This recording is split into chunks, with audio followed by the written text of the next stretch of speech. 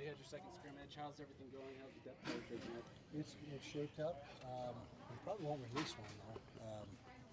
With the new what do you call it, health rule, or the rule that the Big 12 put out. That's really all we'll release each week is who's available, who's not. But I can tell you that Isaac Wilson is number 2 right now, and Bird Ficklin will have a role as a number 3 guy, a portion of the offense that he'll have available to him.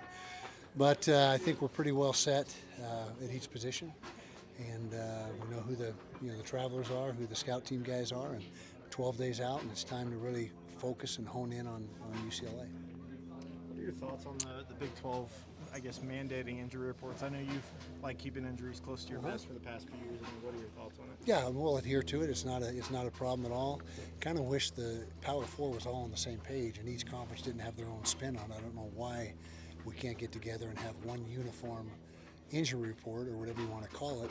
But sure, we'll adhere to the rule, and the way I understand it, it doesn't count, or the rule's not in place for non-conference games, so it's only when you're facing a conference opponent.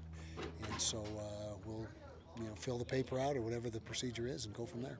Kyle, we haven't heard anything about the specialists this fall. How have they been performing so far? They had a good day today. It's been a little bit erratic, some positive days, some not so good days. But Dylan Curtis, our place kicker, was 100% today, and he's got a strong leg. He is without question got the strongest leg that we've ever had here. And I know Matt Gay might take exception to that, and Andy Phillips, but this guy hit a 65-yarder in practice with no problem. And so he's a freshman. He's never kicked under the bright light. So my guess is he'll handle it pretty well, but he has not kicked in a college football game. So we don't want to get ahead of ourselves. But as far as leg strength, it is there. Orion, our punter, has had a little bit of a sore leg during the course of camp, so he was shut down for a little bit of time, and now he's back, and looks like he's going to be able to do a good job for us. Kyle, how does Teo Johnson look? How's he look? Yeah. He looks great. He's the captain of the secondary back there, him and Smith Snowden. He's everything you want in free safety. He's a good tackler. He's got range. He's got instincts. He takes good angles to the ball. He's got good ball skills. He was a receiver when he came here, so he's certainly very capable as a ball catcher.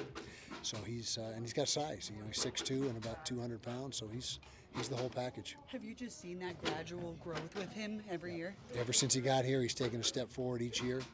And I can't remember when we moved him. I think it was after his freshman year we moved him to safety. But when we recruited him, we had that in mind that he may end up on that side of the ball. But I think he's really in the right spot and doing a good job. Where do you feel like Isaac has improved this offseason?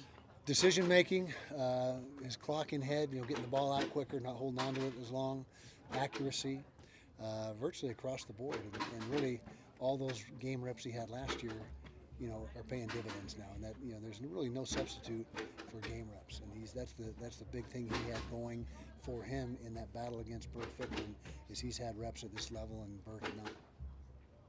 How's the wide receiver battle shaking out? Good. We know who the guys are, and we feel like we've got 5 or 6 guys who are going to really be in the mix and add to what we're doing. Thanks, Coach. Thank you.